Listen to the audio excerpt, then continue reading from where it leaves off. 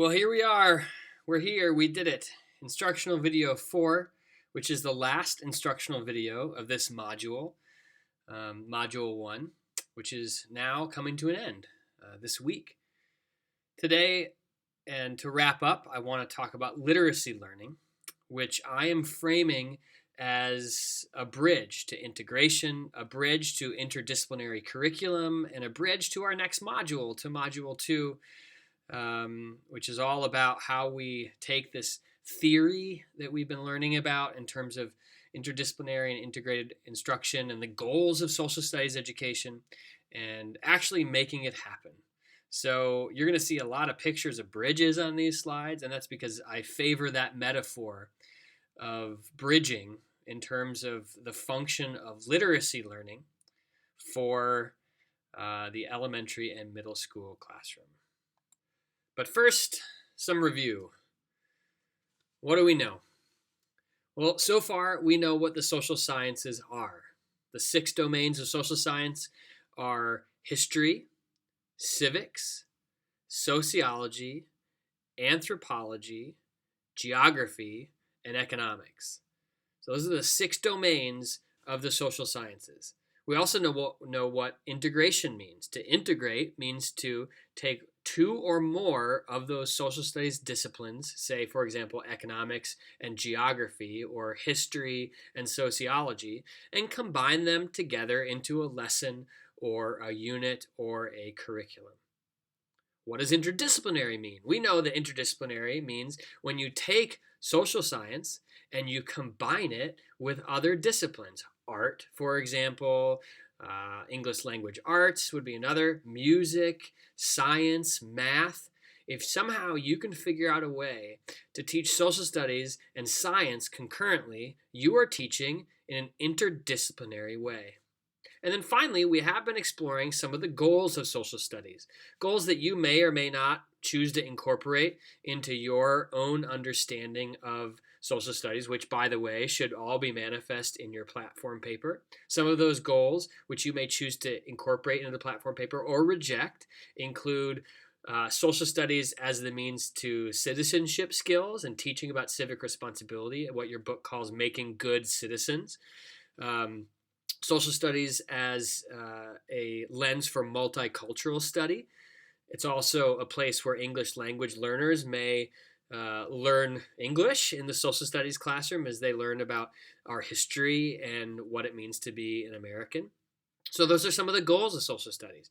Now the question though becomes, is that a tall order to somehow incorporate all the social sciences, or at least some of them, in an integrated manner, also teaching in an interdisciplinary manner, so teaching the social sciences alongside English or math or something like that, and still accomplishing those goals?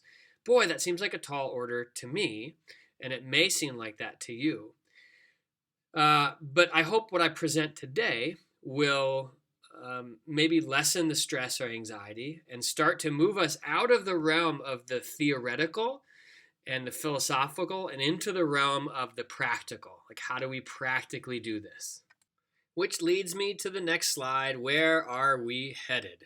Where are we going with this last portion of the module? Well, my hope is that through this lecture and then through your reading, you have 1 reading left and 1 reading response left, that we learn more about literacy learning as a bridge, how it acts as a bridge, that we are also in the process of finishing up our platform paper, a paper from which we can jump into the next unit with some semblance of coherence and some consistency. And then finally, that this whole conversation about literacy learning acts as a bridge to the next model. To that end, our essential question for this lecture and for your reading and for this last week of work is this: how does the area of literacy learning represent an effective method for the integrated and interdisciplinary study of social studies in the elementary and middle school classroom? And so I want to begin to answer that question on the bridge metaphor again. I love metaphors. You guys haven't met me in person yet, but I totally love metaphors. I'm a metaphor nerd, and I'm going to draw on the bridge metaphor to begin to explain the essential question. So we know we have these 6 social studies domains. I've used, for example, there in the upper left-hand corner, history and economics, which are disciplines or domains which are often taught together or interrelated. We also have our goals of social studies, which we've been talking about, multicultural ed, citizenship, education, English language learners and their role and how they could be integrated into sort of society via social studies class. But then there are these other academic disciplines, like math, for example. It might seem like a tall order to somehow teach in an interdisciplinary fashion, unless we begin to view interdisciplinary teaching, especially as it relates to social studies, through the lens or through the metaphor of the bridge. Literacy learning is that bridge. Instruction in reading, in writing, and speaking, and listening, and general instruction in language is the way we get to all of that in a single unit. Now, lest this sound like pie in the sky craziness from your instructor, this is supported by the Common Core and by state standards who honor the Common Core. Wisconsin accepted the Common Core standards, both the English language arts and the math standards. Minnesota rejected the math standards but adopted the ELA standards. And this idea of literacy learning as the bridge is very much present in those standards.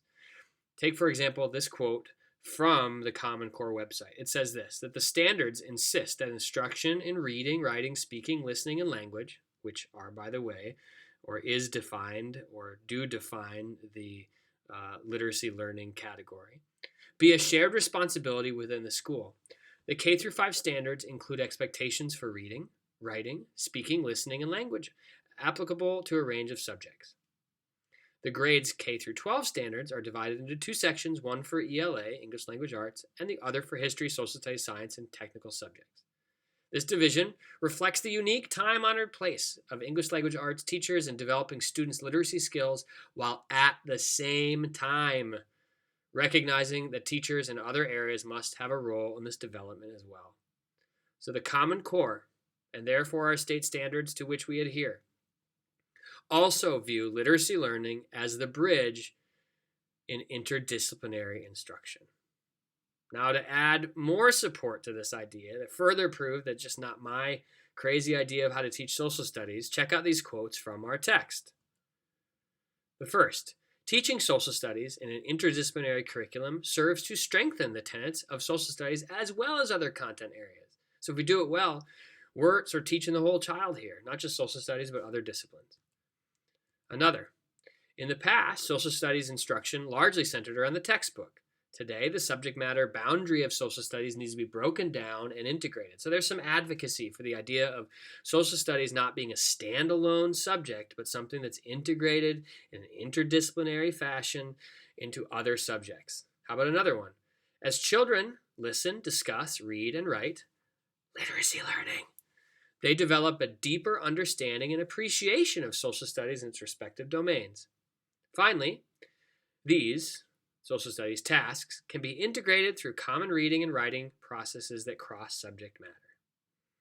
So I want to pause right now because the next slide is going to transition us from a world where we've been thinking about how to philosophically maneuver the social studies into the world of the practical. And some of you guys have been waiting for this. You're like, when is he going to stop talking about philosophy of instruction and get into the how-tos?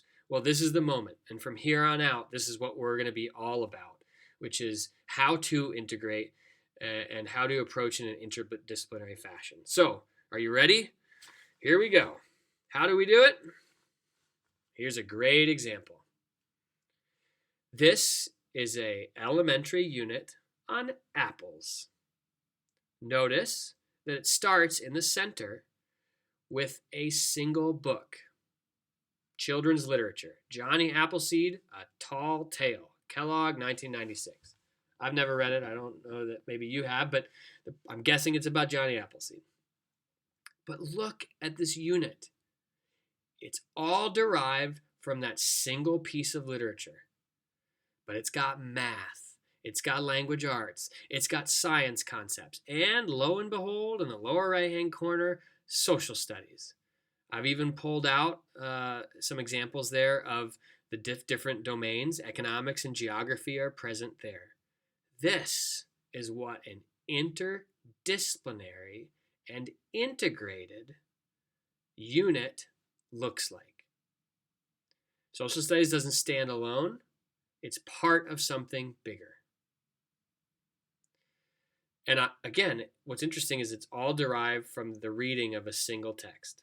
Now, this should honor scope and sequence. So every single one of those objectives, those learning objectives that we see, should be appropriate for the developmental place of a kindergartner, first grader, and second grader.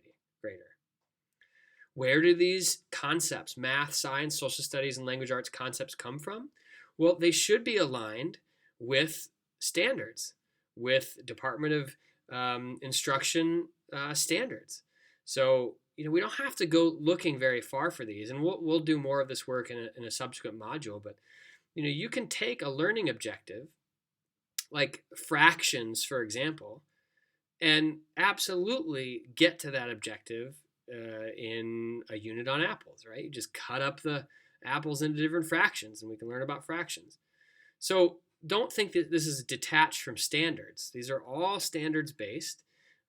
It's just all present in one interdisciplinary unit. Now, this can also happen on the middle school level. Here's another one. Here's a grades 5 through 8 unit on the Great Depression, appropriate for scope and sequence. Notice there in the middle, it's based on a book called No Promises in the Wind. And there again, you see math, science, social studies, language arts, all interdisciplinary. You see integrated history and economics into the social studies portion. This is how we do it. And if you haven't figured it out already, if you're not predicting it already, this is where we're headed in this class.